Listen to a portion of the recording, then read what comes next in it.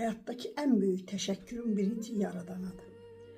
Dünyanı bu kadar güzel yarattığı için, bu kainatda bizi var elədiği için, bizi özünün bir parçası elədiği için. İbn Sina demiş, estağfurullah, ben Allah olsaydım dünyanı bu kadar güzel yaradabilmezdim.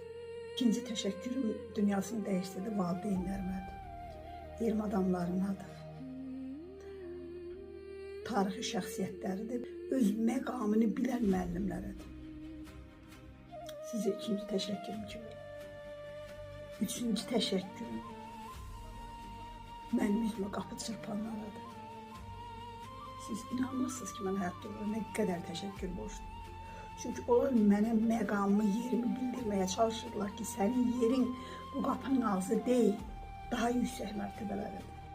Mən istərdim ki, mən təşəkkür borcum ilk öncə Allaha, sonra dünyasını dəyişmiş valideynlərimə, elm adamlarına, məqamını bilən müəllimlərə, bir də üzümə qapı çırpan insanlara çatdırsın.